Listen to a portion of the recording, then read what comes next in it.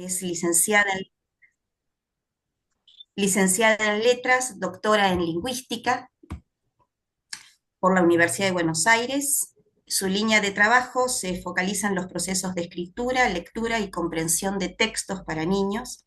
Es profesora de la carrera de especialización en neuropsicología clínica de la Universidad de Buenos Aires y del Seminario de Aportes a la Lingüística a la Alfabetización Inicial de la carrera de Letras de la UBA.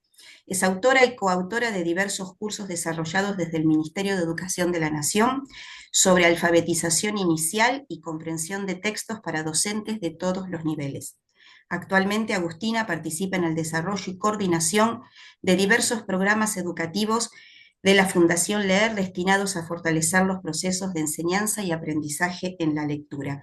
Como verán, tenemos una gran conductora, así que Agustina, te damos la guía de este tren para que nos conduzcas a la próxima estación. Gracias.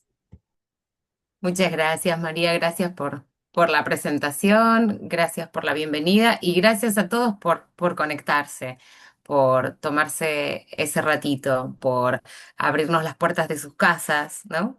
Por dejarnos entrar un ratito para esto que nos convoca, ¿no? La comprensión lectora, la alfabetización, qué es leer, esto de poder pensar en nuestras propias secuencias didácticas, con lo complejo que es adaptándonos a los distintos niveles de los cursos, ¿no? A la heterogeneidad propia de cada una de las aulas.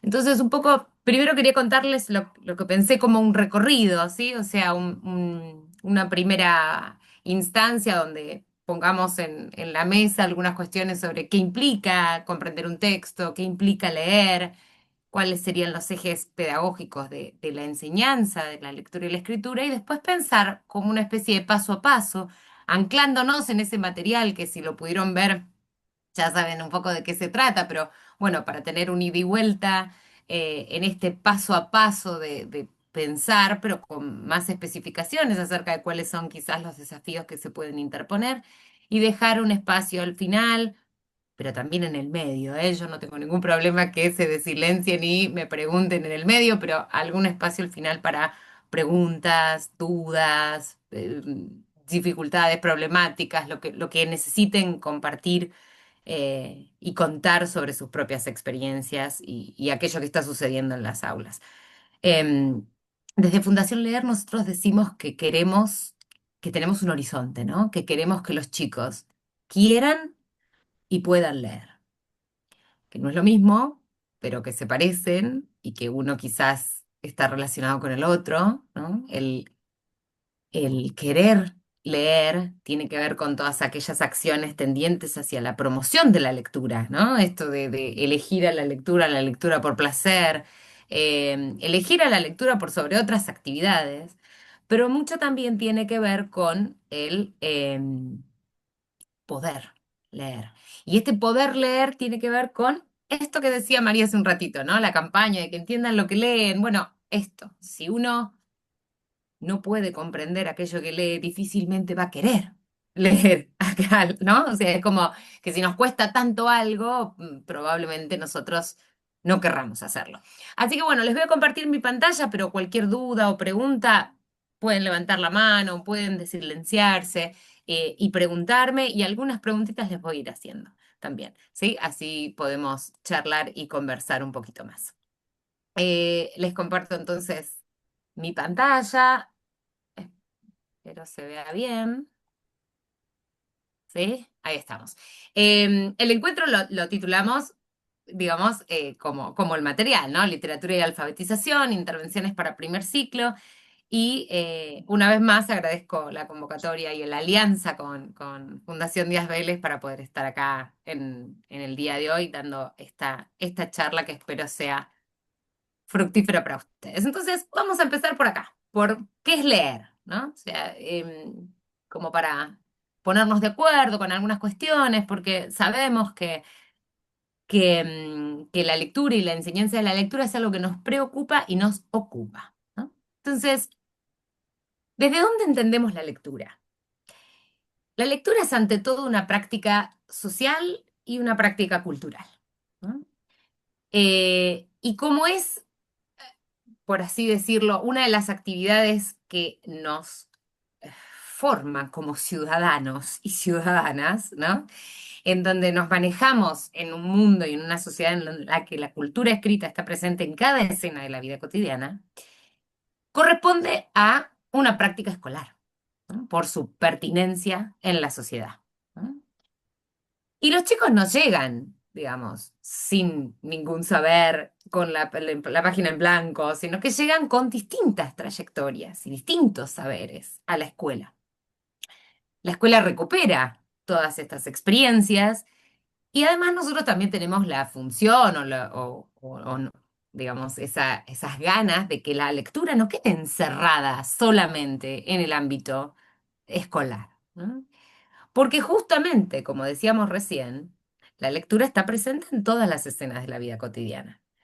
Piensen si ustedes viajaran a China, ¿no? Y van a China y se bajan del transporte público, y se encuentran ahí y empiezan a mirar alrededor y uno dice, ¿y ahora qué hago, no? Porque al no conocer el sistema de escritura de China, salvo que alguno de ustedes sea experto en eso, yo no, digamos, pero salvo que alguno de ustedes sepa leer, uno se empieza a encontrar con ciertas dificultades para desenvolverse en la sociedad. Entonces la lectura, más allá de la lectura literaria, también tiene otros usos y otras funciones. Y el mundo se mueve, ¿sí? También aparece la cultura escrita por todos lados. Entonces, como escuela, cuando logramos garantizar el derecho a la educación y logramos propiciar esos ambientes en donde promovemos la lectura como una actividad fundante y transversal para toda la escolaridad, de alguna manera tenemos un efecto social amplificador. ¿Por qué? Si desde la escuela podemos compartir libros, podemos compartir historias, podemos compartir cuentos, podemos contar con libros, ¿sí? Y hacerlo circular, de alguna manera las familias también se hacen parte de todo esto y otros adultos mediadores y por eso, por extensión, también toda una comunidad. La directora de la fundación siempre dice que hace falta toda una comunidad para alfabetizar a un niño. Y tiene un poco de esto, ¿no? Que es un proverbio africano. Eh, todos somos responsables de esa tarea de alfabetizar a los niños, pero la escuela ocupa un rol central. Esperen, antes de seguir compartiendo. Voy a hacer una pregunta, porque estamos hablando de lectura, pero yo quiero irme un poquito más para atrás. Como todo lingüista, yo soy lingüista de alma, a los lingüistas nos gusta hacer esta pregunta que parece triquiñosa, pero no lo es. ¿Qué es el lenguaje? A ver, porque antes de hablar de lectura, tenemos que empezar hablando del lenguaje. ¿Es lo mismo el lenguaje oral que el lenguaje escrito? ¿Alguien se va a animar? Somos 70 participantes, un montón.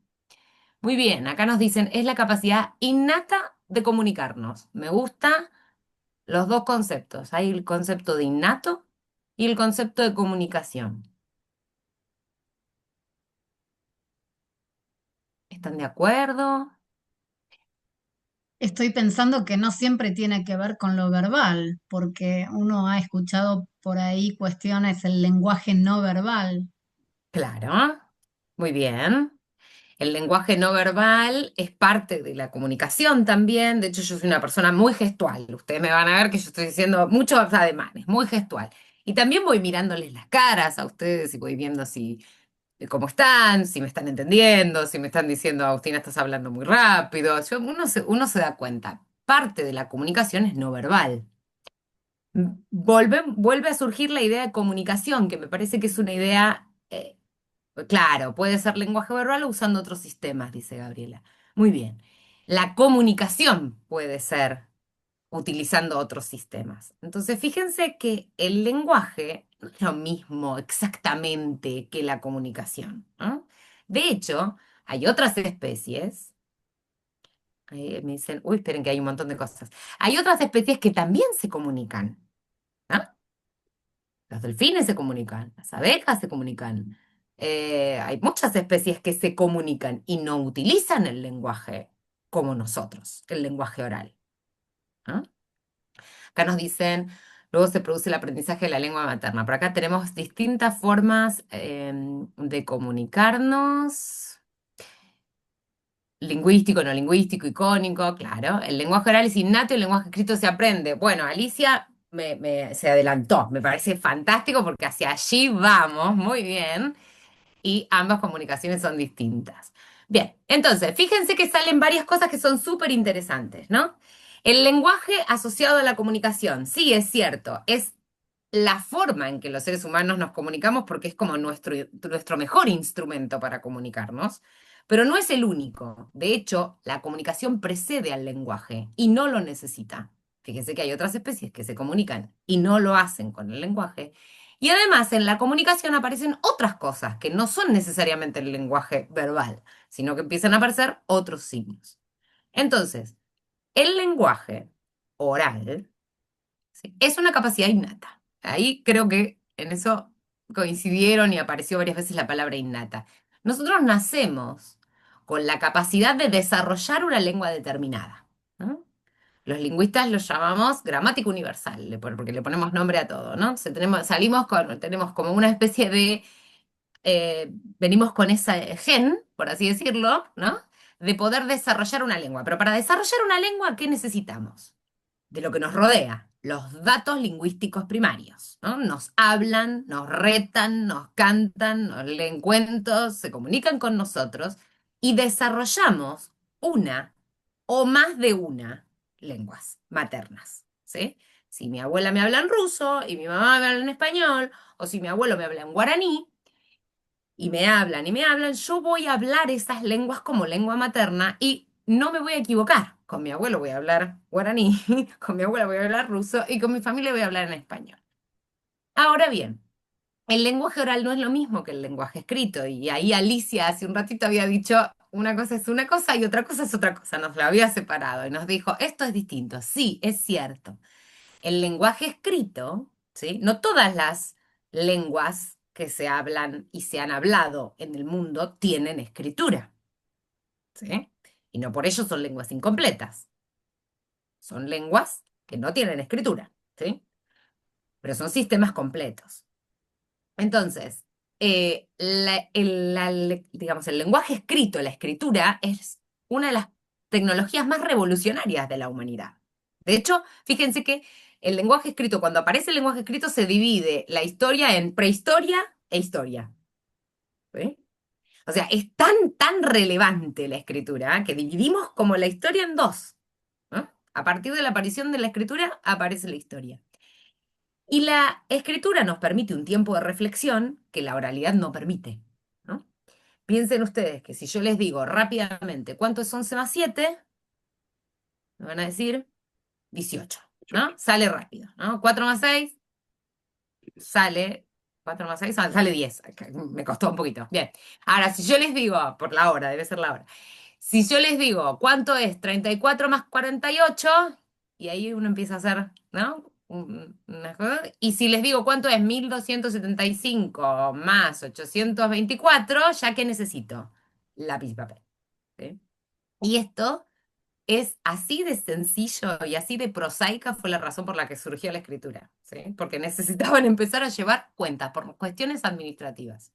Después se fue expandiendo y la escritura, tal como la conocemos hoy, fue producto de una evolución larga, ¿sí?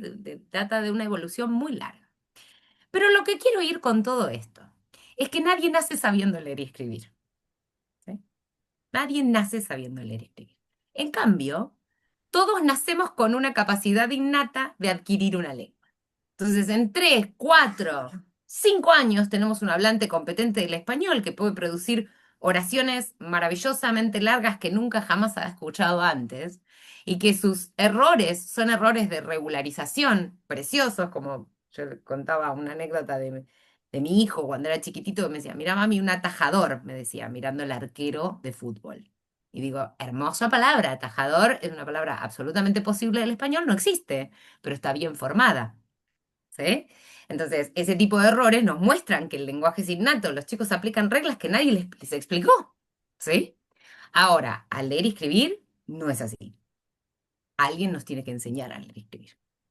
Entonces, nosotros decimos que la lectura y la escritura son habilidades lingüísticas culturales que requieren de enseñanza y requieren de aprendizaje. Y lo más esperanzador de todos, que es también lo que nos convoca, siempre se puede mejorar. Y esto es algo que también es importante tener en cuenta a la hora de pensar en la enseñanza de la lectura y la escritura. Estén en el nivel que estén en el escalón que estén, como decíamos con nuestras queridas docentes de Chubut, no hablábamos de niveles de aprendizaje, sino de escalones. Decíamos, escalones, estén en el escalón que estén, siempre se puede mejorar cuando nosotros intervenimos. Entonces, para resumir, eh, el lenguaje oral es una facultad de la especie humana, es innato, ¿sí? Y se adquiere sin grandes esfuerzos, ¿no? Solamente con la exposición a los datos lingüísticos primarios. Y esto contrasta con quizás la dificultad de adquirir el lenguaje escrito, de alfabetizarse, ¿sí? De chicos que parece que luchan un poquito con el tema del aprendizaje de la lectura y la escritura. La escritura es una habilidad lingüística cultural y es re reciente. Tiene nomás 5.000 años, ¿sí? Y piensen que la historia de la humanidad tiene un montón. Y la escritura alfabética, que es la nuestra, tiene 3.700 años nada más. Y esto conlleva un esfuerzo cognitivo considerable, ¿no? Entonces, esta es como la primera gran diferencia entre el lenguaje oral y el lenguaje escrito. ¿Y de qué se trata comprender un texto? ¿No? La comprensión de textos implica un proceso muy activo en el que intervienen un montón de factores. Factores lingüísticos, factores psicolingüísticos, culturales y relacionados con la experiencia de cada uno de los sujetos. A mí me gusta la metáfora del rompecabezas para explicarlo, porque implica que yo tengo que reconocer cada una de las partes, cómo se conecta con la que está al lado, y cómo se conecta con la de arriba, la de abajo, y todas esas, y al final termina formando una nueva representación mental, en la que cada parte no es solamente una parte, sino que es íntegro con un todo que me forma otra representación. ¿Sí? Entonces, cuando escuchamos y leemos o leemos un mensaje verbal, ponemos en juego mucho más que nuestra capacidad de procesar palabras aisladas. Y yo necesito, sí, para poder hacerlo, que reconocer esas unidades menores, pero esto no completa la totalidad del proceso. Y para eso vamos a hacer un juego. Y ya después les prometo que nos metemos de lleno. Pero primero quería hacer un juego con ustedes. ¿Qué es lo que ven acá? Fotografía. ¿Cómo? ¿Una Una fotografía? fotografía. Sí. Bien, pareciera ser una fotografía. ¿Qué más podés decir de esa fotografía? A ver acá en el chat que nos están poniendo. Una familia, sí. Muy bien. Co- ¿Cómo?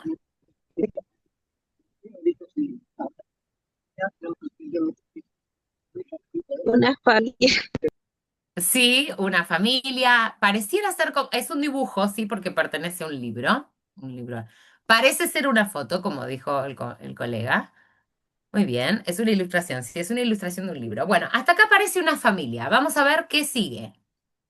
Yo les digo cómo sigue. Así. ¿Y ahora? ¿Qué vemos? Una foto vieja, decía Mariela. Muy bien, parecía ser una foto vieja. Y la foto vieja, te diste cuenta que era una foto vieja por el tipo de color, ¿no es cierto? Y acá son viñetas, muy bien. ¿Y qué es lo que está pasando?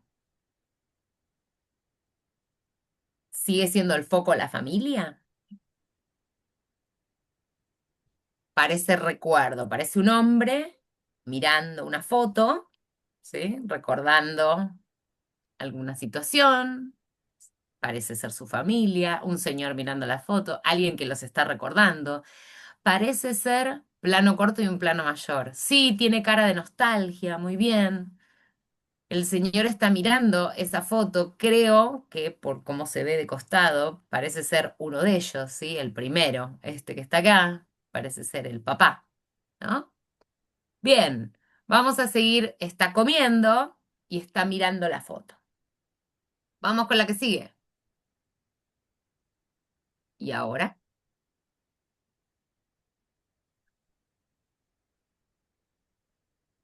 Mayra dice, la foto forma parte de una representación mayor. Sí, se va como, está haciendo como un zoom hacia afuera, ¿sí?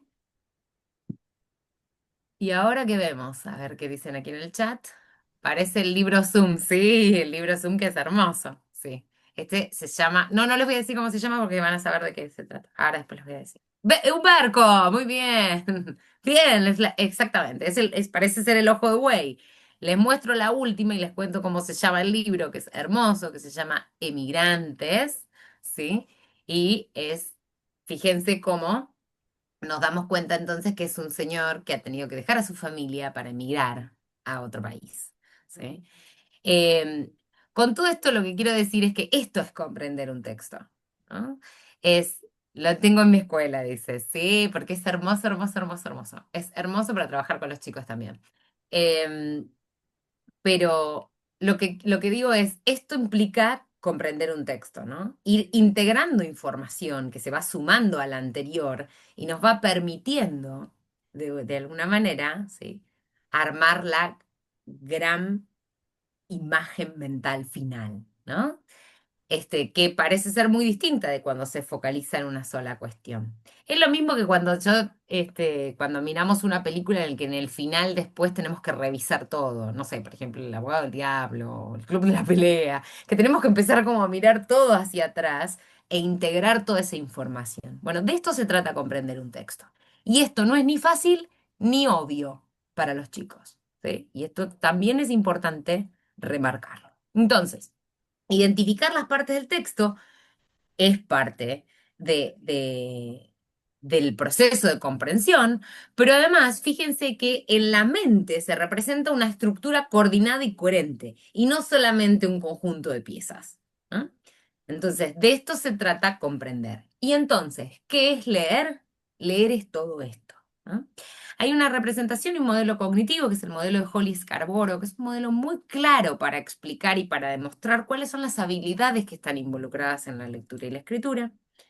No sé si lo conocían, pero dice, Hollis-Carboro dice que la lectura implica una ejecución fluida de una serie de habilidades que las representa como una cuerda, ¿no? Como una cuerda que fíjense que van como en paralelo y en simultáneo, ¿no? Estos dos grandes grupos de habilidades, em, y las de arriba son las que tienen que ver con la comprensión del lenguaje y las de abajo son las que tienen que ver con el reconocimiento de las palabras. Entonces, las llamamos habilidades de bajo orden a estas y habilidades de alto orden estas. ¿Por qué las llamamos de bajo orden a estas? ¿Porque son fáciles? No. Las llamamos de bajo orden porque una vez que se aprendieron, ya está. No tengo que pensar más en ellas. ¿A qué me refiero con esto? Si yo les digo, miren esta palabra que está acá. ¿La ven? No la lean. Esto es imposible, ¿sí? O sea, uno mira y lee. Es un proceso que se hace automático. Ahora, si yo les acerco un texto de mecánica cuántica y les digo, léanlo y no lo comprendan, probablemente me digan muchas gracias, ¿sí? Uno lo que va haciendo es leer, mira por encima y dice, listo, ya está, lo leí, pero no lo comprendí, ¿no? La gran diferencia entre las habilidades de alto orden y las de bajo orden está ahí, está en que estas se automatizan. Una vez que se automatizaron, ya está, no consumen más recursos cognitivos. En cambio, yo siempre tengo que querer comprender. La comprensión es una actividad volitiva, ¿sí? Que implica desplegar una serie de estrategias que me permitan comprender ese texto, de muy distinto tipo, según el texto que yo esté leyendo, ¿sí?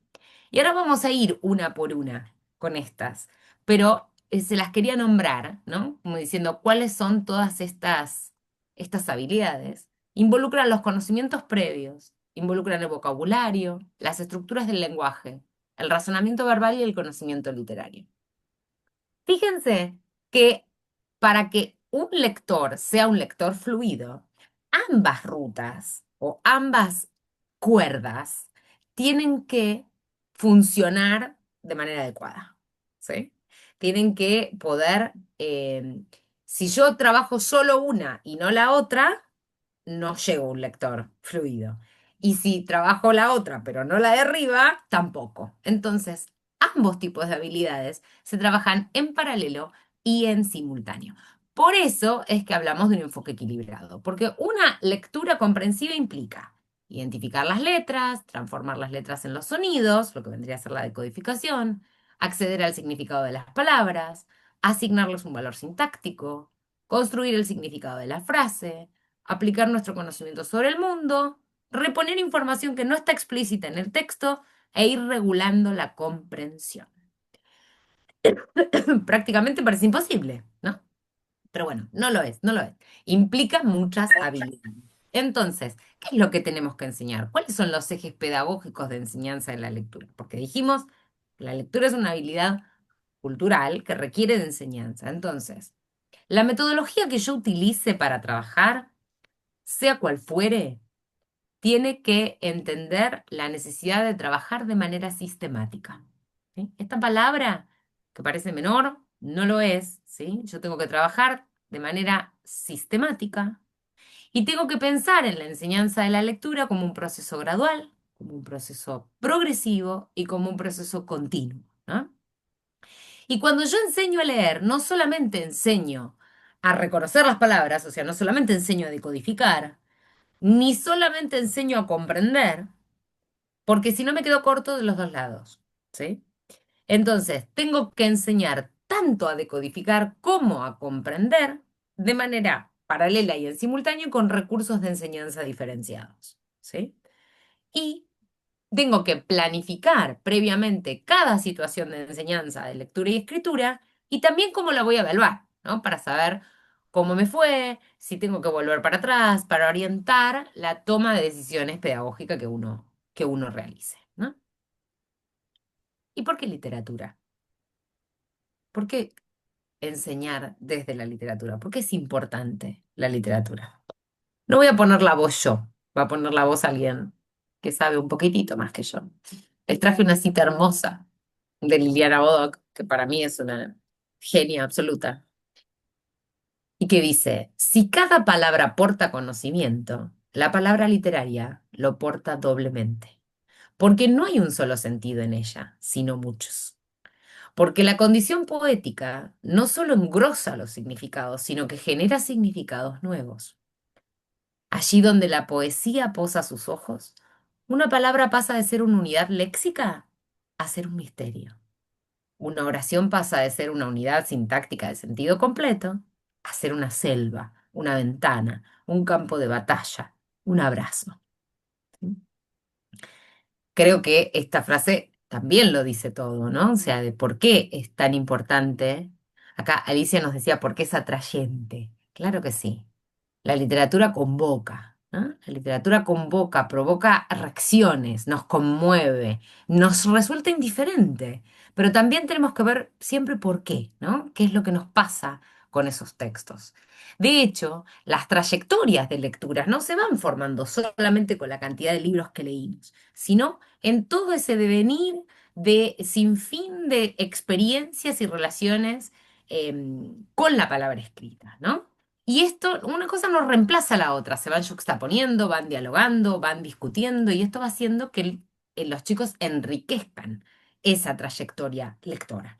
Ahora, estos recorridos comienzan en la primera infancia, si tenemos suerte, ¿sí? Y ahí los adultos tienen un rol ineludible. Y esto es algo que realmente ustedes conocen y saben, porque lo sabemos todos como docentes, que no todos los niños tienen las mismas oportunidades desde sus familias, ¿sí? Entonces, desde la escuela tenemos que tratar de garantizar de alguna manera que esas experiencias con la cultura escrita sean ricas, ¿sí? Y establecer la lectura como hábito y como necesidad intransferible. Más allá del deseo de leer, también la lectura es un medio para el aprendizaje de otras cosas. Por eso decimos también que la lectura es transversal. Aprendemos a leer y leemos para aprender, las dos cosas, ¿sí?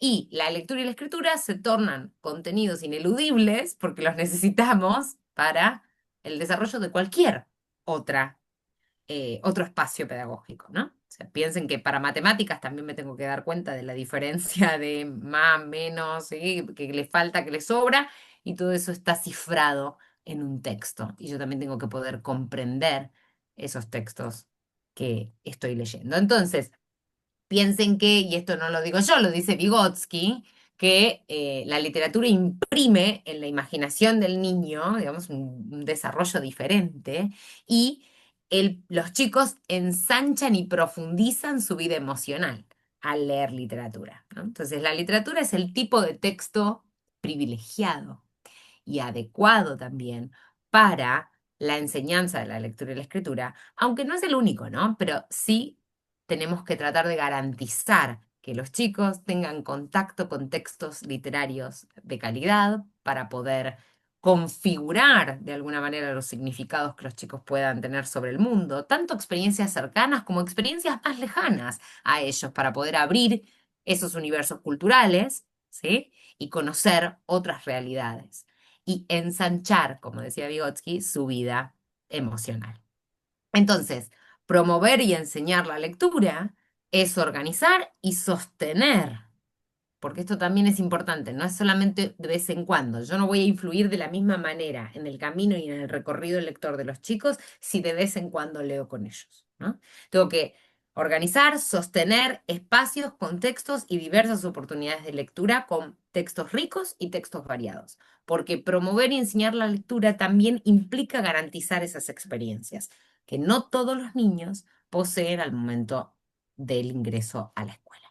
Entonces, ahora sí, vamos a ir paso a paso.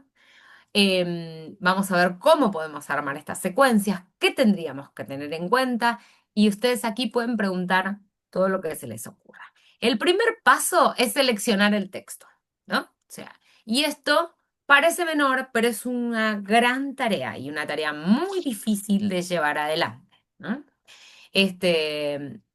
Porque los itinerarios de progresión o la selección del texto para los objetivos justamente depende de los objetivos y de qué contenido yo esté trabajando. Yo siempre le digo a mis alumnos, lo más importante que ustedes pueden lograr conseguir es tener en claro, digamos, tener bien, bien, bien en claro qué es lo que yo quiero que pase, ¿no? ¿Qué es lo que quiero que aprendan y qué es lo que quiero eh, qué es lo que quiero yo al hacer esta pregunta, al plantear esta actividad, ¿sí? ¿Qué es lo que yo quiero que suceda? Y para eso tengo que pensar que los chicos merecen tener eh, un, digamos, amplio abanico de lecturas, desde cuentos, poemas, textos instructivos, textos del diario, todas formas distintas de textos que estén disponibles con diferentes objetivos. Porque la idea de lograr familiarizar a los chicos con este tipo de material, ¿sí? Les sirve a ellos para conocer las distintas funcionalidades que tienen los textos, cómo funcionan los textos en la sociedad, pero también para ir garantizando y mejorando su comprensión lectora. Ay, me dicen que se me escucha cortado. Disculpa, Agustina, que te interrumpo. Hay un micrófono que se prende como de manera sistemática y como con gritos de fondo. Ah, sí. El de Edith, no No sé vos, si sino esa interrupción. Sí, no, ¿es eso lo que, o se me escucha ahí Edith, sí, marcado por... la máquina de Edith.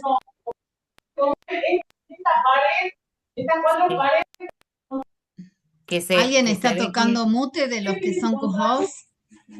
No, yo no.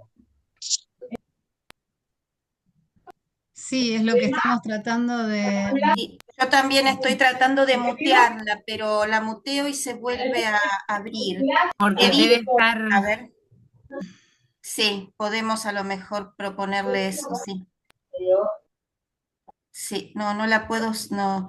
Edith, a ver, vamos a tratar de localizarla en el chat.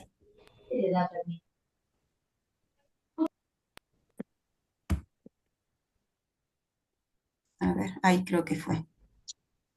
Ay. Perdón, Agustina. No, por favor. Yo pensé que era por mi internet que se estaba cortando. Cuando escuché se te escucha cortado. Bien. Bueno, entonces, rápidamente quiero repasar, porque a veces pensamos que los textos más sencillos para los chicos son los textos más breves. Y esto no siempre es así. ¿Ah? Fíjense que dentro de las secuencias y el material, si estuvieron chusmeando el material que presentamos, hay una fábula, ¿no? Pero está puesta para segundo grado, no para primer grado. ¿Por qué? Porque la fábula, si bien es el texto más cortito, de hecho, Los Tres Chanchitos, que es la primera, que está para primer grado, es mucho más largo que la fábula. ¿Por qué? Porque la fábula, a pesar de ser más corta, es más difícil. Y es más difícil porque hay muchas cuestiones que me gustaría que empezáramos a pensar cada vez que miramos un texto.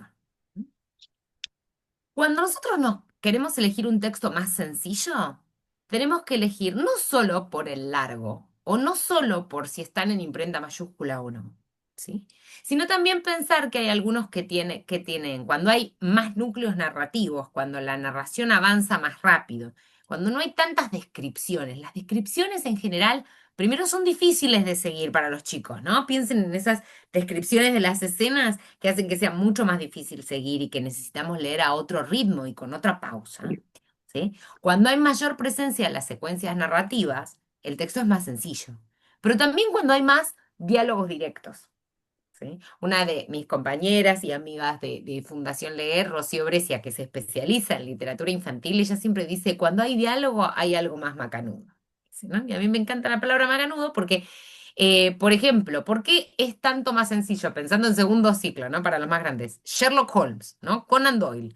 A pesar de que es un texto hiperclásico, que tiene muchísimos años, porque está lleno de diálogos, y los diálogos hacen que sea más sencillo porque se asemeja más al lenguaje oral.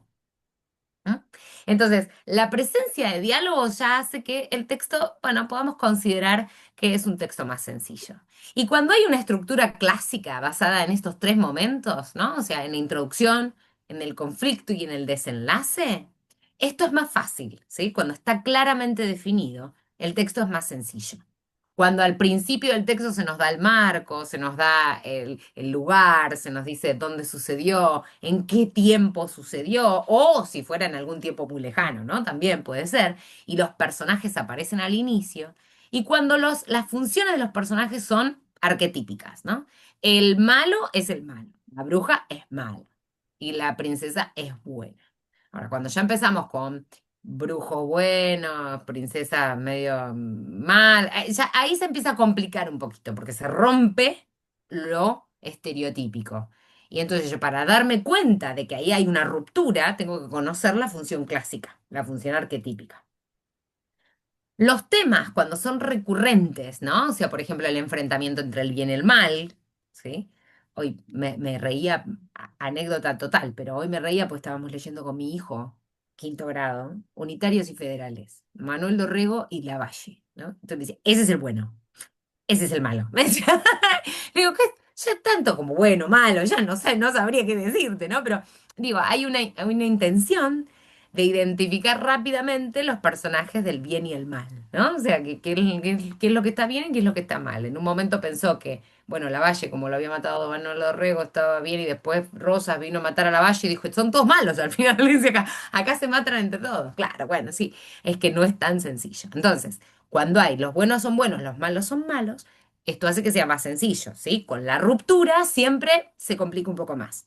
Cuando hay el final feliz, cuando se castiga a los personajes malvados, cuando se sale con engaño de una situación adversa, todos esos son textos más sencillos. Cuando las oraciones son sencillas, tipo sujeto, verbo, objeto, esto no es menor, ¿no?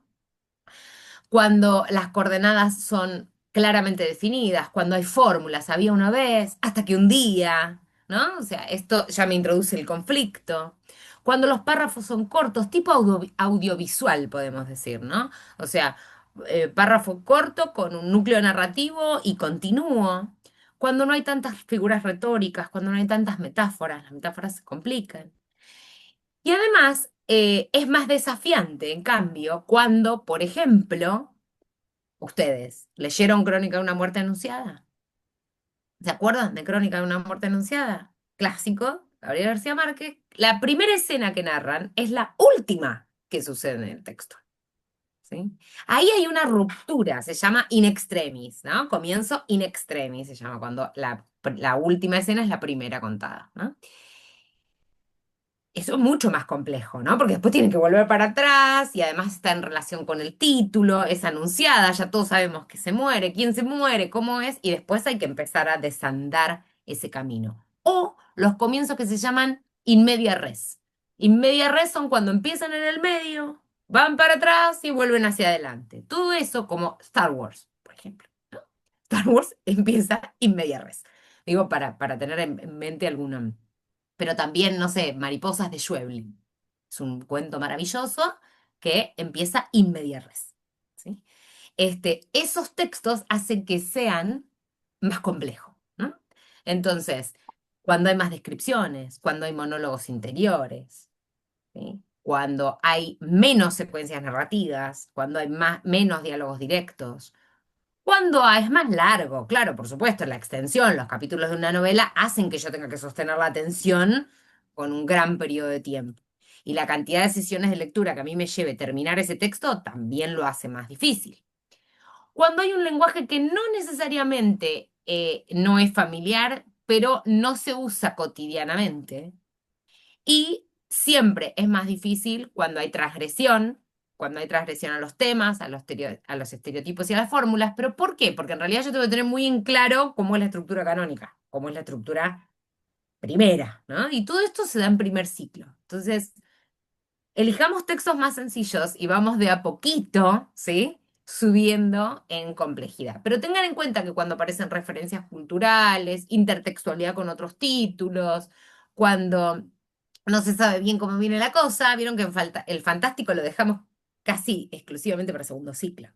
Y esto tiene que ver con que en primer ciclo realmente cuesta entender cuando empieza realista y hay algo que lo irrumpe, ¿no? Entonces, todo esto es para más grandes. Piensen que estos tips, que también están en el material, ¿sí? Estos tips para ustedes pueden servir para ir pensando en sus itinerarios, más allá de los itinerarios que clásicamente realizamos, como seguir un autor o un tema determinado, o las brujas, o los ogros, o los lobos, ¿sí? Empezar a pensar en las progresiones desde otro punto de vista. Pensar en textos más sencillos y textos más complejos para ir adecuando, ¿sí?, el desafío al lector. Bien, paso 1, selección de textos. Paso 2, ¿cómo hago yo para trabajar comprensión? ¿No? ¿Qué tengo que enseñar? ¿Qué hago? ¿No? En general, uno eh, tiende a hacer una serie de preguntas después de la lectura que comprueben si comprendieron o no el texto. Cuando nos quedamos en ese lugar, nos estamos perdiendo la gran oportunidad, que es la de trabajar antes y durante la lectura, ¿no? Entonces, tenemos que tener en cuenta que no es lo mismo cuando uno se mete en una habitación, que está toda la luz oscura, y se mete en la habitación y tiene que lograr sentarse en alguna silla, que si yo prendo la luz antes. Los conocimientos previos sobre el texto no son solamente para saber cuánto saben los chicos sobre el tema que yo voy a leer o sobre lo que se imaginan o lo que pueden hipotetizar, sino que además es un conocimiento fundamental para entrar en el texto, ¿sí? O sea, yo necesito entrar con cierta guía. Entonces, el conocimiento sobre el mundo es algo que depende de la experiencia de cada lector. ¿No les sucede a ustedes que cuando leyeron una novela cuando tenían, o El Principito, no sé, cuando tenían 15 años y la vuelven a leer ahora y es como leer una novela completamente diferente, ¿no? Y la novela es la misma. Y uno dice, ¿cómo puede ser que yo sienta cosas tan distintas? Y bueno, tiene que ver con esto, con los conocimientos que uno tiene, las experiencias que uno ha hecho, ¿sí? Y aquello que uno pueda interpretar. Entonces sí existen niveles de interpretación y sí existen niveles de comprensión. Entonces también tenemos que pensar nosotros qué queremos que suceda con los chicos, ¿no? Entonces, textos adecuados al nivel del lector y trabajar mucho oralmente los contenidos de aquello que vamos a leer juntos, ¿no? Porque esto lo que hace es facilitar la comprensión. Si un texto es muy lejano, los chicos necesitan que yo les reponga. ¿Mm? reponer el contexto, explicar las palabras que van a aparecer y que son difíciles, explicarlas antes de leer y explicarlas durante la lectura. ¿Sí? No que vayan a buscar el diccionario, o no que todo el tiempo estén tratando de inferir el significado de palabras, ahora vamos a hablar del vocabulario, de palabras desconocidas, porque eso también obtura a veces la comprensión. Y también tenemos que tener en cuenta que una de las cosas más importantes es que los chicos logren identificar en el texto literario qué pasó, a quién le pasó, cómo pasó y cómo se resolvió. Esto es lo que llamamos el texto base, ¿sí? Y en el texto no literario, de qué tema se habla, cuáles son las ideas principales y qué conceptos se exploran en el texto. Ahora, ¿esto es suficiente para decir que una persona comprendió el texto? ¿Sí? Entonces, tenemos que seguir trabajando porque hay distintos niveles de comprensión. Uno de los temas que más tengo que tener en cuenta a la hora de enseñar a comprender es asegurarme de que entienden el vocabulario. Y si no lo entienden, trabajar. Vuelvo a contarles esta anécdota, pero porque me pasó hoy a la mañana. Estábamos leyendo y le digo, vos marcame a mi hijo, ¿cuáles son las palabras que no entendías? Claro, 42 palabras en un solo párrafo no entendía. ¿Por qué? Porque no entendía ni derogó, ni fusilamiento, ni sancionó, ni Congreso Constituyente, ni... Claro, era tan lejano el vocabulario que esto se le hacía imposible comprender. Entonces ahí tiene que haber un adulto explicando. ¿Sí? Explicando ese vocabulario. No simplificando todo. Porque si yo no lo enfrento nunca a un vocabulario diferente, no va a aprender nunca palabras nuevas. ¿Sí? Pero sí necesito detenerme y explicarlo. Hay una afirmación que a mí siempre me impresionó, que se necesitan conocer el 90% de las palabras de un texto para poder inferir el otro 10. Fíjense, todas las palabras que necesitamos comprender, 9 de cada 10 palabras. Es un montón, ¿sí? Entonces, conocer esa cantidad le va a permitir a quien lee poder interpretar aquello que está leyendo, pero además inferir lo que no conoce. Cada vez que aprendemos una palabra nueva, aprendemos 3 cosas. Su forma fonológica y su forma escrita, ¿sí? O sea, las secuencias de sonidos que constituyen esa palabra y las secuencias de letras.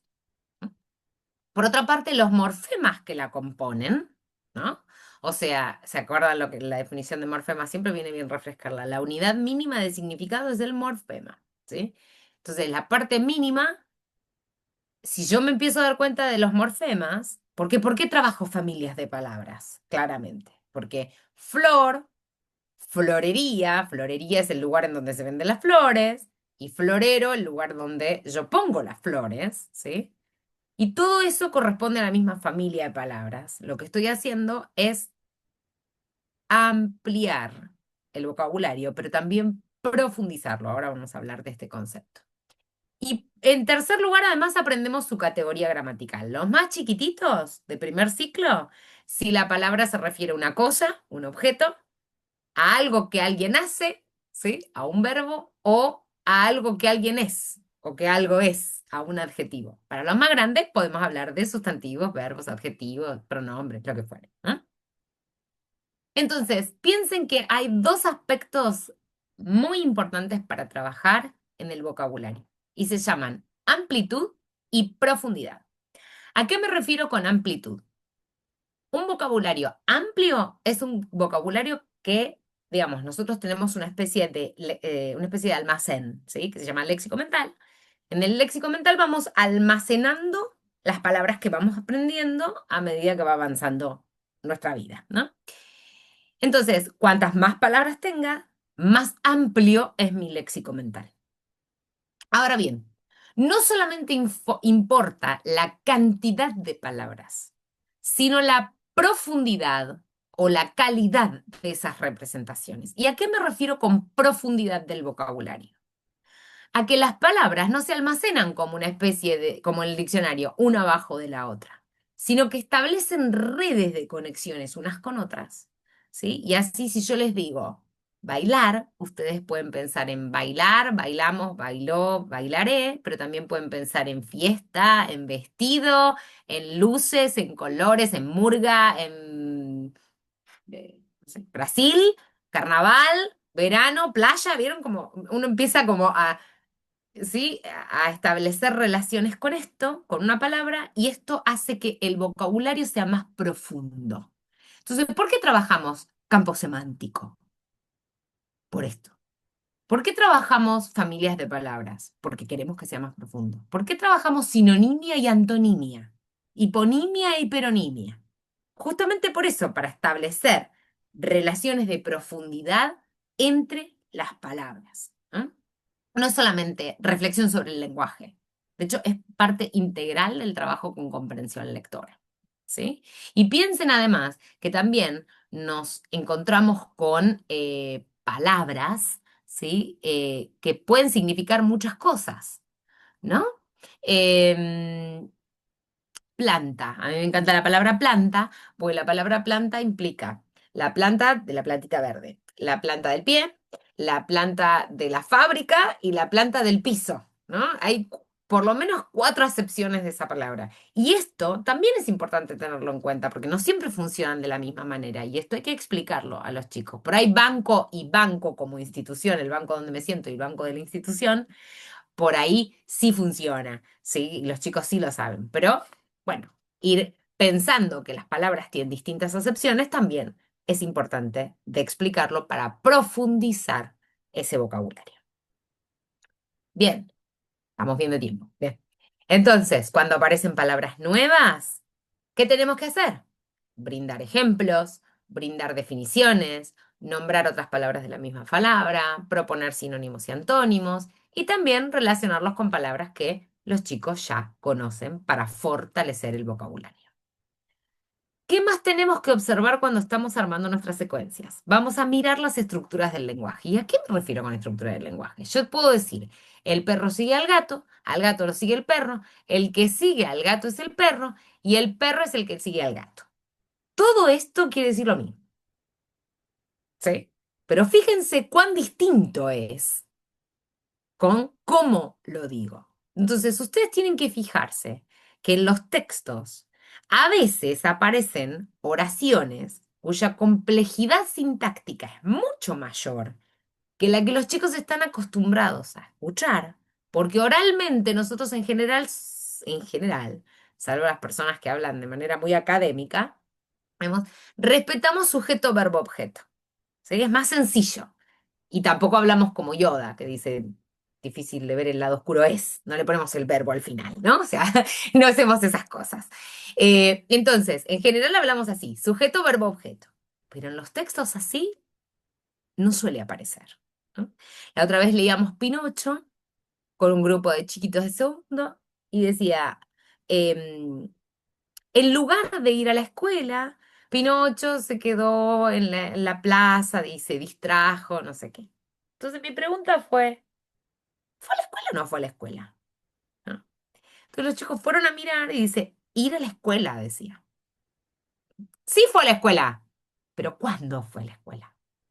¿No? Entonces, en lugar de ir a la escuela, esa construcción sintáctica es difícil.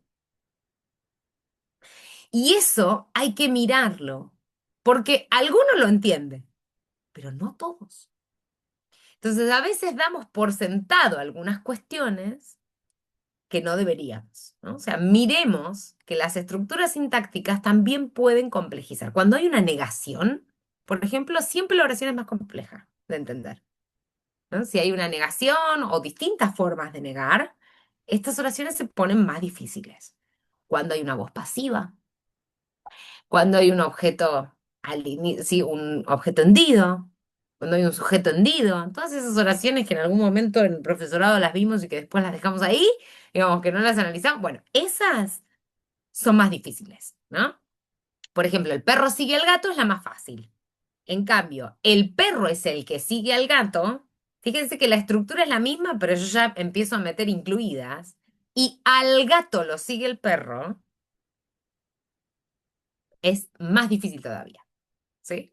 Los objetos, digamos, cuando el objeto está adelante, es más difícil. ¿no? Entonces, por eso es que yo siempre les digo que cuando mis alumnos me dicen estudiar sintaxis no sirve, yo siempre les digo, pero ¿cómo vas a hacer vos para manejar lo que vos querés decir si vos no sabes cómo manipular lo que querés decir? ¿No? Entonces, si yo quiero sacar el sujeto, tengo que aprender cómo hacer la voz pasiva, ¿no? Pero eso para los más grandes. Pero a todo esto es para que miren y que estén atentos a que a veces la sintaxis complica un poquito. Entonces, estar atento no solamente en lo que se dice, sino en cómo se dice. ¿Y cómo puedo hacer para exponer a los chicos a mayor cantidad de formas sintácticas? Leyendo, ¿sí? Compartiendo literatura. ¿Mm? Ese es el lugar. El lugar en donde aparece distintas formas sintácticas que los van a ayudar a leer y comprender mejor los textos. ¿Qué otra cosa tengo que mirar? Cuando yo ya seleccioné mi texto y estoy mirando cada cosa como para pensar en actividades. Miren todas las cosas que tenemos para mirar puntualmente para enseñar, ¿no? Ahora también tengo que mirar dónde hay inferencias y dónde hay lenguaje no referencial. ¿A qué me refiero con esto? ¿Qué es una inferencia? Una inferencia es el resultado de una estrategia en donde yo lo que hago es obtener información que no está explícita en el texto. ¿Sí? Eso es una inferencia. Hay una cita de Humberto Eco que a mí me encanta que dice, todo texto es una máquina perezosa que le pide al lector que haga parte de su trabajo. Pobre del texto, si dijera todo lo que debiera decir, no acabaría nunca. Justamente porque hay huecos, hay baches de información. Si yo les digo, salió a la mañana y se olvidó el paraguas, volvió furiosa a la noche, ustedes claramente pudieron inferir que llovió a mares y estaba enojada porque se había mojado porque se había olvidado el paraguas. Pero yo no lo dije, ¿sí? Eso es una inferencia. Y esa inferencia es necesaria de hacer porque si no, no entiendo el texto. Ahora, ¿los chicos no infieren? No, sí, los chicos infieren todo el tiempo. Lo que pasa es que no siempre infieren en el lugar correcto. Y entonces es ahí donde nosotros tenemos que ayudarles, ¿no? A encontrar dónde están esos baches de información y preguntarles puntualmente, ¿podés reponerme la información que no está? ¿Cómo te diste cuenta de eso? ¿Qué pistas en el texto te dijeron que permiten decir eso? Vamos a buscarlo al texto, ¿no? Como para ir y buscar y darnos cuenta, porque si no después nos vamos como mucho, porque a veces infieren cualquier cosa y se me van, cuando se me van, los pierdo, ¿sí? Entonces, marcar previamente yo dónde están esos baches es muy importante. Entonces, durante la lectura y después de la lectura podemos hacer actividades para reponer la información que no está explícita, preguntar por qué, establecer causas y consecuencias, ¿sí?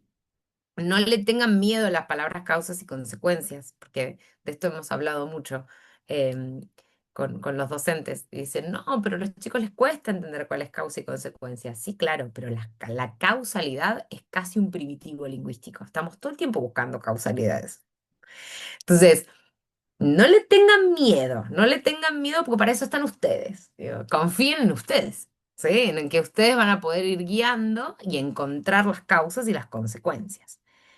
Em, Me olvidé de explicarles, ahora les explico lo del lenguaje no referencial. Reconocer el significado de las metáforas, ¿sí? Y comprender metáforas y expresiones no, de expresiones idiomáticas. ¿A esto a qué me refiero? Con que a veces nos encontramos con, yo les digo, chicos, chicas, estamos en el horno. ¿Sí? Bueno, estamos en el horno no significa que estamos todos metidos adentro de un horno y que nos vamos a prender fuego, ¿sí? O si yo les digo, mi suegra es una bruja, ¿sí? No estoy queriendo decir que practica magia negra. Y ustedes lo saben, que yo no, y saben perfectamente qué es lo que les quiero decir cuando les digo mi suegra es una bruja. Bueno, la expresión no puede entenderse por la suma del significado de las partes. Implica otra cosa. Y esto es lo que llamamos lenguaje no referencial, ¿no? O cuando yo entro en el cuarto de mi hijo adolescente y tiene la música a todo lo que da, yo abro y le digo, Felipe, me duele la cabeza, ¿sí? En realidad, yo, ¿qué es lo que le estoy diciendo? ¿Le estoy contando que me duele la cabeza? No, le estoy pidiendo que baje el volumen porque si no, me voy a enojar, ¿sí? Entonces, fíjense que a veces lo que estamos queriendo decir y el significado que extraemos de todo eso es distinto a la suma del significado de las partes. Y eso es algo que también tenemos que identificar y que también lo tenemos que enseñar porque los chicos no tienen por qué saber. ¿Sí? Y esto es importante. No demos por sentado que lo saben. Me rompiste el corazón. ¿Sí? Yo me acuerdo que un chiquilín en sala de 5 dice, ¿cómo? ¿Se rompió? Me decía, ¿cómo se le rompió? ¿No? O sea, la literalidad ante todo. Y digo, no, es una forma de decir, es como que te duele tanto que se parte. A lo mejor es solamente eso, ¿no? Es solamente reponer ese significado y seguir. ¿M? Pero notar y reparar que no todos saben lo que significa, ¿no? Bien, tercer paso. Vamos que llegamos bien con el tiempo. Muy bien. Identificar los desafíos en relación al sistema de escritura, ¿sí? Porque nosotros estamos enseñando a leer y escribir. Y dijimos que había que enseñar tanto la comprensión lectora, ¿no? O sea, tanto la lectura que vamos a desplegar antes, durante y después, y vamos a tener en cuenta todo esto que trabajamos y observamos y todos estos pasos, pero también queremos que aprendan el sistema de escritura, ¿sí? Y que puedan ir leyendo y escribiendo por sí mismos. Entonces, esta habilidad de leer y escribir por sí mismos no se desarrolla sola, ¿sí? Entonces, necesitamos enseñarles a los chicos una serie de principios que son muy importantes comprender, desarrollar y practicar, ¿sí? Porque a veces no se dan cuenta solos, ¿sí? No descubren cómo funciona solos el sistema de escritura. Entonces, ¿qué tenemos que tener en cuenta? Esperen, ¿eh? Ahí vamos. La conciencia fonológica. ¿De qué se trata la conciencia fonológica? La conciencia fonológica no son los sonidos de las letras. Esto es algo que quisiera como aclarar, ¿no? Porque hay varias cosas que circulan, digamos, ¿no? Y quizás hay imprecisiones que hacen que uno comprenda algunos conceptos de manera equivocada.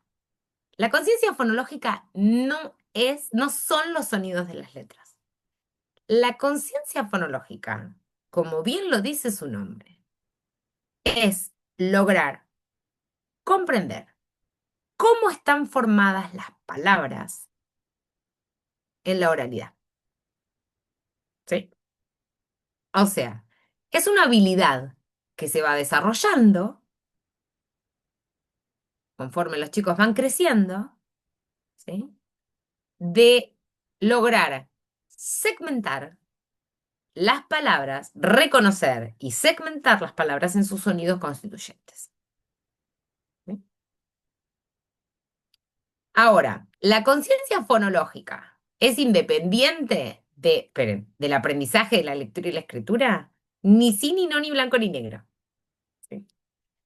Hay habilidades de la conciencia fonológica que se aprenden o que se desarrollan antes de empezar a leer de manera convencional, y otras habilidades de la conciencia fonológica que se dan junto con el aprendizaje de la lectura y la escritura, y que no podrían darse sin ese aprendizaje formal.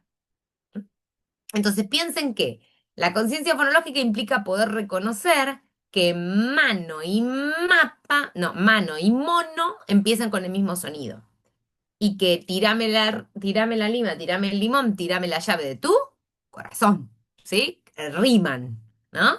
Y las sílabas, ¿qué sílabas tienen en común? ¿No? Todas ese trabajo desde la oralidad, ¿no? Desde la oralidad. Cuando aparecen las letras, ya no estamos hablando solo de conciencia fonológica. La conciencia fonológica es una habilidad necesaria para comprender el principio alfabético. ¿Y de qué se trata este principio alfabético? Y acá sí empiezan a haber letras en el medio de todo esto, ¿sí? El principio alfabético es esa llave, ese clic famoso que se les hace a los chicos que ayer no leían y hoy empezaron a leer, que es como maravilloso, ¿sí? Que es cuando se dieron cuenta de que lo que está escrito representa de alguna manera la oralidad y lo que se dice oralmente puede representarse de manera escrita. Entonces, este principio es una llave, la llave al sistema de escritura, y es el mecanismo de lectura, la decodificación, ¿sí?, de los fonemas en los grafemas y los grafemas en los fonemas, que nos permiten leer y escribir todas las palabras, las conozcamos o no las conozcamos, ¿sí? Entonces, ¿qué tengo que enseñar yo? Tanto el desarrollo de la conciencia fonológica desde la oralidad como las correspondencias, cómo se corresponden. ¿Se entiende que es distinto del método fónico? El método fónico partía de las letras e iba a los sonidos, ¿sí? Cuando yo trabajo desde la conciencia fonológica, trabajo desde la oralidad y enseño también las correspondencias a esa relación. Parto de lo que los chicos ya conocen, que son los sonidos de las palabras. Lo que pasa es que esto no es tan sencillo, no es sencillo de darse cuenta que en mano hay 4, que en noche hay 4 también, ¿no? Hay 4 sonidos. Y que en cruz hay 1, 2, 3, 4 sonidos también. Es más difícil porque hay un grupo consonántico. Y otra de las cosas que también tengo que tener en cuenta y tengo que enseñar cuando enseño el sistema de escritura es a reconocer, tanto para la lectura como para escribir de manera completa, palabras, ¿sí?, que son muy frecuentes. Cuanto más las lean, más rápido van a acceder, a golpe de vista sucederá, que es lo que nos pasa a nosotros como adultos, que ya tenemos un montón de palabras almacenadas y que lo que hacemos es que cuando las vemos la comparamos con la que tenemos almacenada y la pronunciamos rápido, ¿sí? Eso se llama cuando yo ya hago una decodificación por una vía que llamamos la léxica, directamente accedo al significado. Ahora, si nosotros estamos leyendo un texto, nosotros adultos expertos, estamos leyendo un texto sobre dinosaurios, me encuentro con el nombre de un dinosaurio, probablemente, y lo tenga que leer en voz alta, probablemente empiece a bajar la velocidad y lea letra por letra, pero como yo ya tengo mis mecanismos súper cancheros, lo hago que nadie se da cuenta, y a la quinta, sexta vez que leo el nombre ya me lo aprendí. Bueno, esto para los chicos es todo un camino, ¿sí? De empezar a leer letra por letra, hasta que cuanta más lo leo, entonces sí es cierta la afirmación de que al leer se aprende leyendo, porque cuanto más lea, más palabras voy a poder guardar en mi léxico, ¿sí? Pero sí tiene que haber una enseñanza explícita para ayudar a los chicos a entender este principio alfabético, ¿sí? Bien, ¿cuáles son los desafíos específicos que se pueden enfrentar? ¿No? Ya terminamos, ya cerramos, en 5 cerramos. Fíjense que los chicos pueden omitir, adherir, adicionar sería, sustituir, invertir o desplazar, ¿no? Todas estas cosas pueden pasar durante el aprendizaje de la lectura y la escritura. También pueden sustituir morfemas, en lugar de leer zapato, leer zapatería, o en lugar de leer zapatería, leer zapato. Y también puede haber dificultades con las sílabas trabadas. Y en general, nosotros sabemos que leer o escribir nene es más fácil que leer chocolate, o escribir zanahoria, ¿no? Pero es importante tener en claro por qué es más difícil, ¿no? Y esto tiene que ver con el sistema ortográfico del español y de las relaciones entre los fonemas y los grafemas, ¿no? A veces hay fonemas y grafemas que son uno a uno, como es el caso de mano, ¿no? ¿Y qué pasa con palabras como caballo? ¿Cuántas formas hay de escribir caballo? ¿Cuántas formas hay de escribir ahorro? ¿No? Ahí se nos complica un poco. Entonces, vamos a tratar de definir cuáles son los desafíos específicos del sistema ortográfico del español. Esto sí no lo tienen en el material, pero estaba bueno específicamente contarles esto como para tener en cuenta conocer la no transparencia exactamente, exactamente. Melina dice la no transparencia de la lengua alfabética, porque para la lectura, de hecho, el español es bastante más transparente que para la escritura. Para la escritura se nos complica bastante más. Entonces piensen que todos estos son desafíos que se pueden presentar durante el aprendizaje de la lectura y la escritura. Los 5 dígrafos, las reglas de contextualización, mismo sonido, letras distintas, grupos consonánticos, la H muda, letras parecidas, los nombres de las letras, e hiposegmentación e hipersegmentación. Vamos a ver de a uno. Los dígrafos nos referimos a, tenemos 5 dígrafos, ¿no? Eh, la doble L en lluvia, ¿sí? Los chicos tienen que aprender que aunque haya un solo sonido, se representa con 2 letras. Lo mismo que la doble R o la CH o la Q de queso o la GU de guiso, ¿sí? Son dígrafos. ¿Mm? 2 grafías para un solo sonido. Que viene pegadito y viene de la mano porque muchos de ellos implican una regla de contextualización. ¿A qué me refiero con regla de contextualización? Queso siempre se escribe con Q y con U. ¿Por qué? Porque la C de casa con la E suena sí. Suena C, perdón. Suena C, C-E. ¿Sí? Yo necesito la Q y la U para que suene K, como sonaría la C con la A. ¿Sí? Esto se llama regla de contextualización. Siempre se escribe igual, siempre que quiero escribir que, voy a escribir con Q, U, siempre, pero depende del contexto. Depende del contexto de aparición.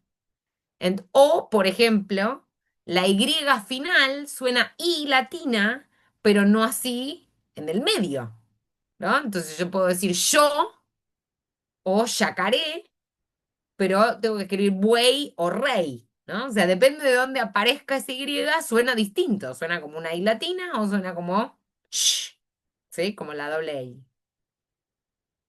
Entonces, fíjense que esto es algo que tenemos que enseñar de manera explícita, ¿sí? O sea, que hay veces que suena de esta manera. Claro, Melina dice el gran debate del silo ortográfico en el primer ciclo. Claro que sí, es un gran debate. Es un gran debate. Pero en este caso estamos hablando de una regla que podríamos considerar fonológica. Porque si yo tengo que pedirle a un chico que me escriba dique y no le enseño la regla de contextualización, me puede escribir dice. Y si me escribe dice, nadie le va a entender que quiso escribir dique. En cambio, si escribió ciudad con S, lo vamos a entender todos. ¿Se entiende? ¿Por qué? Porque es fonológicamente plausible. Entonces, hay cuestiones que son necesarias de trabajar en primer ciclo, sí o sí, ¿sí? Que es que por lo menos las reglas de contextualización estén aprendidas, ¿sí? Y si me preguntan a mí, y esta es mi opinión profesional, aparte, digamos, de trabajar muchos años con escuela y con niños, si yo después en segundo ciclo les pido y les bajo puntos por mala ortografía, si no empecé antes, ¿no? Digo, hay que empezar desde el arranque, ¿no? Pues si no, después les pedimos un montón a los chicos, tienen que dar vuelta a todo, ¿no? O sea, esto es muy difícil. Si yo no les pedí algo y después se los pido y después les bajo puntos, o sea, nos ponemos. Me acuerdo que había una seño que me decía, las de seño de segundo ciclo somos como tronchatoro y las seños de primer ciclo son como la maestra miel. Digo, no, ni tronchatoro ni miel. ¿Sí? O sea, hay que tratar de llegar a un término medio, ¿no? O sea, y pensar en qué es lo que queremos que pase con los chicos. ¿Sí? Bien, ya terminó. Otro desafío, mismo sonido, 2 letras distintas. Acá es la ortografía, lo que estábamos diciendo recién con Melina. V, que vaca se escriba vaca con V corta o que jinete y girasol vayan distinto con J o con G. La verdad es que los chicos no tienen por qué saberlo. Entonces hay que enseñarlo. ¿Sí? Otra de las cuestiones que pueden generar una gran dificultad son los grupos consonánticos, más en primer ciclo y en primer grado y en segundo grado, donde aparecen BL, BR, CL, clavo, cuadro, ¿sí? Cruz, todos esos tren, ¿no? Es muy difícil que ese sonido consonántico extra es muy difícil ¿no? de distinguir. Entonces hay que trabajar específicamente los grupos consonánticos. La H, yo me acuerdo que tenía un alumnito en primer grado que me decía, Señor, estoy muy enojado con la H porque no suena y no sé dónde va", me decía, ¿no? Pero indignado, me decía, no sé dónde va. Y la verdad es que tenés razón, que la H es muda, ¿sí? Y que nos complica un poco la existencia porque no sabemos dónde va la H. Entonces, ¿qué tenemos que hacer como docentes? Acá nos dice, mientras no se sancione o diga así no va, sin explicar por qué no está bien escrito. Sí, totalmente. O sea, no es una cuestión de sancionar, ni es una cuestión de castigar, ni mucho menos, pero sí ofrecer el feedback y decirle, y bueno, en este caso te tengo que enseñar yo, porque no hay duda ortográfica. Hay duda ortográfica en algunos casos, ¿no? Pero en esta, cuando conozco la regla, cuando conozco esto, o sea, explicamos esto. Pero no, nadie tiene por qué saber que vaca va con B corta, ni que huevo se escribe con H, ni que ahora va la H en el medio, ¿no? Entonces, digamos, esto es importante porque también necesitamos que los chicos se enteren, ¿no? O sea, ni te cuento cuando tenés un estudiante, dice, cuyo nombre empieza con H, pero suena como J. ¡Ay! Suena como J, como Jaciel. Claro, sonamos. Ahí es porque es con otra lengua, digamos, ¿no? Ahí donde el sonido, el paralelismo muestra, y claro que muestra el defecto, porque ahí no hay una cuestión de escritura fonológica, sino que hay una cuestión de escritura ortográfica. Y que para eso requiere, digamos, que no hay nada que motive que zanahoria tenga una H en el medio. ¿Sí? Es una cuestión etimológica en realidad. ¿Mm? Claro, suena igual, totalmente, totalmente. Entonces, fíjense que hay como distintos tipos de errores y distintos tipos de intervenciones. Si los chicos están omitiendo muchas letras, y ahí sí tengo que trabajar en sonido y su correspondencia. Ahora, si hay errores entre comillas, ¿no? Porque son parte del proceso. A todo esto también quiero aclarar esto, es parte del proceso, ¿no? Em, si hay errores ortográficos, yo voy a trabajar la palabra completa y lo voy a trabajar de otra forma, o sea, me acerco de otra forma a ese tipo de error. Pero porque además también indica como momentos o niveles de desarrollo de habilidades muy diferentes. ¿Mm? Letras parecidas, cuando están aprendiendo a leer, fíjense, pido es ¿no? Son simplemente inversiones. La pancita va para un lado, la pancita va para el otro, va para arriba o va para abajo. Estas discriminaciones visuales finas a los chicos cuando están aprendiendo a leer pueden costarles, ¿sí? Entonces, la práctica sistemática de la lectura es lo único que nos va a ayudar a enseñar, digamos, a que los chicos logren ver y observar esa distinción. Y a veces los nombres de las letras nos complican más, ¿no? Y entonces escriben pelota, escriben lota porque usan el nombre de la letra para representar un sonido, ¿no? Entonces, este también es otro de los desafíos que nos podemos encontrar. Entonces, aunque esto parezca evidente, para los chicos no es, y entonces puedo enseñarlo. No uso el nombre de la letra, sino que uso el sonido de la letra. Por eso lo que importa no es tanto el nombre, sino el sonido de esa letra. ¿Sí? Y por último, y ya con esto cierro y le dejo el espacio para preguntas, y no por eso menos importantes, es lo que llamamos hipo o hipersegmentación. Vieron que cuando, ahí nos dice Flor, nos dice todo un tema, gui, ji, ka, ka, claro que sí. Todo eso hay que enseñarlo explícitamente, porque no tienen por qué saberlo. Y no es evidente. ¿Mm? ¿Vieron que cuando empiezan a escribir de manera convencional escriben todo junto? Se pegotean todas las palabras y parece como todo un gran choclo, ¿sí? O cuando se dieron cuenta que había que separarlos, empiezan a separar palabras donde no hay que separar, ¿sí? Eso se llama hipersegmentación. Hiposegmentación es cuando se va todo junto, e hipersegmentación es cuando yo separo palabras de manera ilegal, ¿no? Y por eso lo pongo entre comillas. Y esto es muy bueno. ¿Por qué? Porque en realidad ninguno de nosotros habla así, sino que hablamos en todo un continuo, ¿sí? Que eso pasa que en la escritura tenemos una separación entre las palabras y eso es una convención que hay que aprender. Entonces, al principio, cuando no hay divisiones entre las palabras, después los chicos se dan cuenta que las palabras se separan por un espacio en blanco, o se los enseño yo, que las palabras se separan por un espacio en blanco, ¿sí? Y entonces con esto puedo pensar en ejercicios de separar palabras en una oración, o ir escribiendo y marcarles el espacio que hay entre las palabras para que se den cuenta que hay un espacio entre las palabras cuando estoy escribiendo yo en el pizarrón, ¿sí? Todas estas cuestiones ayudan a... exacto, dice Belida, tiene que ver con la unidad significativa de la palabra, pero además tiene que ver con que si vos escuchás, por ejemplo, ¿no? Esperen que dejo de compartir. Si vos escuchás una lengua que no conoces, no sabes dónde empiezan y dónde terminan las palabras. Y esto es muy loco, pero es así. O sea, uno no sabe dónde empiezan y dónde terminan las palabras en una lengua desconocida.